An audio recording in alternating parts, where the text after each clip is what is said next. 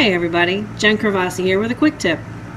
So if you're like me, you've got several tackle boxes, and by the end of the day, stuff's all over the place. You've got lures and with jigs and with swim baits and with buzz baits, and you don't even know what's up from down. So this is a quick way to help you guys get organized, and it doesn't take a lot of bait or lure. You don't have to have a whole bunch of anything. These things are pretty inexpensive. So you can get, this is a Flambeau rust proof, and I love these rust proof boxes, some of the best on the market, and I think this size is only about $9-10. You can get them at a Walmart, at Dick's Sporting Goods, Academy Sports, whatever you've got in your area. You can order them offline.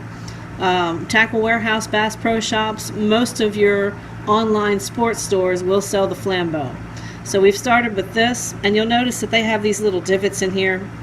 Now these are great for dividing, but they're also great if you don't have Flambeaus, or you only have like 1 or 2 Flambeaus and the rest of your stuff is Plano.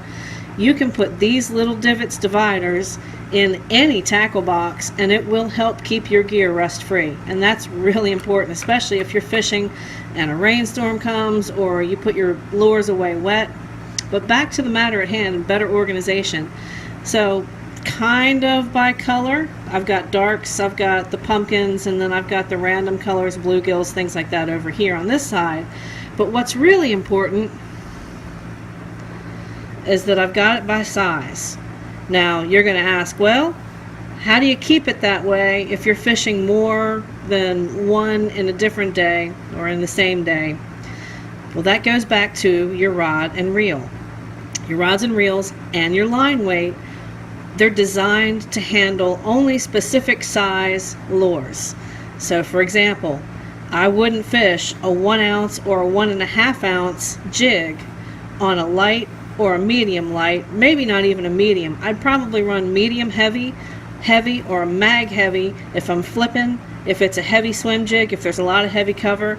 So you can take that into account. So when you pull one out, don't put it on a rod or a reel that's not designed to handle the lure weight and your line weight, because line diameter has a lot of effect on how your casting is going to be, regardless of whether it's spin fishing or bait casting.